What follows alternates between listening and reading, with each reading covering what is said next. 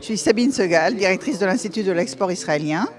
Et je suis ravie d'être ici avec vous au Maroc, surtout après avoir reçu la délégation que CGEM avait organisée en Israël le 15 mars, où nous avions organisé un grand forum, business forum, avec des compagnies israéliennes et les compagnies marocaines.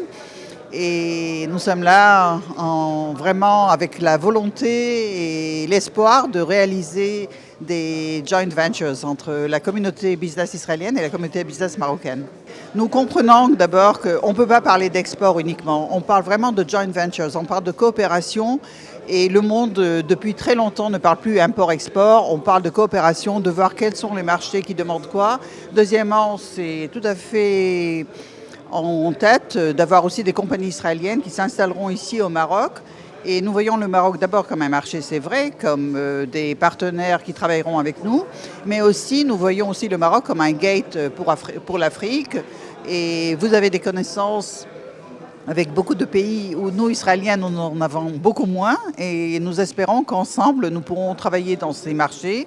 Nous le voyons tous les jours. D'abord, on a vu à quel point on était ravis de la visite de la délégation marocaine, à quel point même quand les accords d'Abraham ont été publiés en Israël dans les médias, c'était un événement en Israël. Tout le monde était heureux. Et je dois vous dire que ce n'était pas uniquement les Israéliens d'origine marocaine, c'était vraiment nous tous.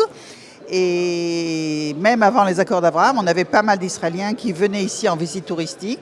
Et dès le moment où ils arrivaient au Maroc, ils s'amourachaient du Maroc parce que c'est vraiment un pays très accueillant, avec un peuple très chaleureux. On est toujours bien accueillis, même on n'a pas la peur de dire qu'on est israélien. Et ceux qui sont d'origine marocaine, chez eux, c'est renforcé, bien évidemment.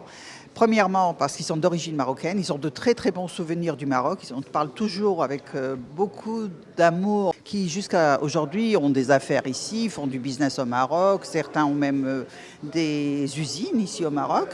Et je suppose que maintenant, il y aura un travail peut-être même trilatéral, France, Israël, Maroc, mais surtout Israël, Maroc, parce que je pense que non seulement les juifs d'origine marocaine, mais tous les juifs sachant et entendant déjà ce que disent les juifs marocains du Maroc. Et maintenant, en connaissant les Marocains qui viennent du Maroc en Israël en visite business, on reçoit cette impression qu'on a la même culture. En fin de compte, on a une culture très semblable. On parle la même langue en fin de compte. On a les mêmes volontés.